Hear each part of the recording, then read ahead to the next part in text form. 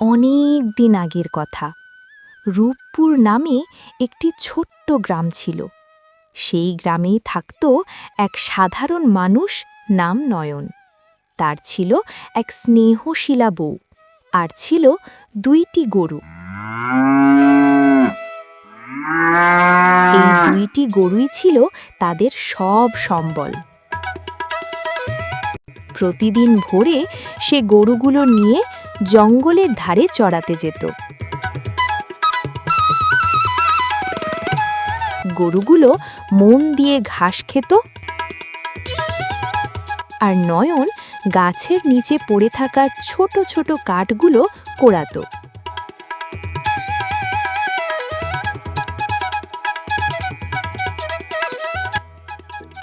সন্ধ্যায় বাড়ি আসার সময় কাঠগুলো নিয়ে আসত।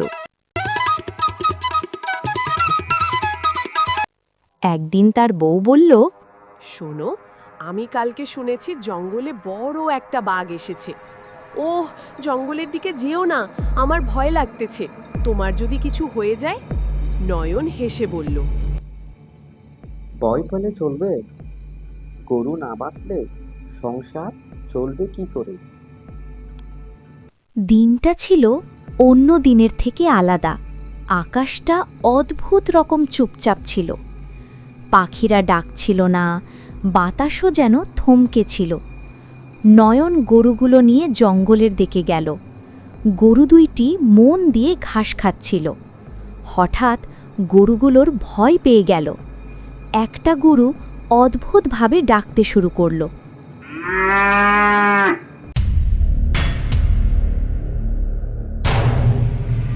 নয়নের বুকটা কেঁপে উঠল। ঠিক তখনই ঝোপের ভেতর থেকে ভারী পায়ের শব্দ। সে ঘুরে তাকালো। ঝোপ সরিয়ে বেরিয়ে এলো এক বিশাল বাঘ। চোখ দুটো আগুনের মতো জ্বলছে, শরীরটা যেন পাথরের মতো শক্ত। নয়নের হাত পা ঠান্ডা হয়ে গেল। মাথার ভেতর একটাই কথা, আজ বুঝি শেষ দিন। গরুগুলো ভয়ে জড়সড় হয়ে দাঁড়িয়ে পড়ল।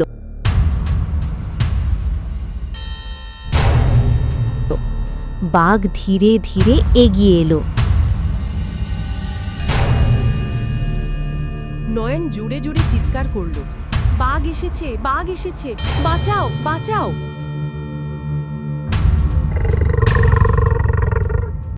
তার গলায় ছিল ভয়, কিন্তু চোখে ছিল পিছু না হটার জেদ।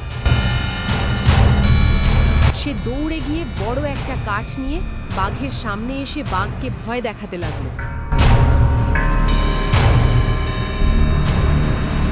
বাঘ নয়নের দিকে তাকিয়ে থমকে গেল, তারপর গরুগুলোর দিকে তাকিয়ে।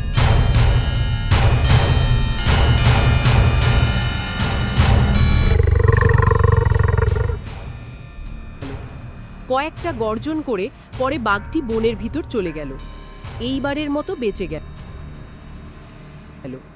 নয়ন হাঁটু ভেঙে বসে পড়ল। গরুগুলো বেঁচে আছে। তারপর সে গরুগুলো নিয়ে বাড়ি ফিরল।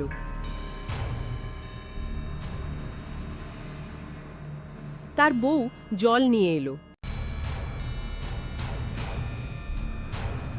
নয়ন কাঁপা গলায় তার বউকে সব খুলে বলল।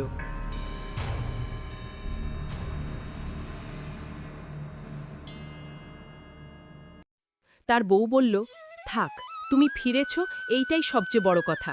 কালকে থেকে ওই জঙ্গলে আর যেতে হবে না। নয়ন কিছু বলল না, চুপচাপ আকাশের দিকে তাকালো আর সৃষ্টিকর্তার প্রতি কৃতজ্ঞতা জানালো।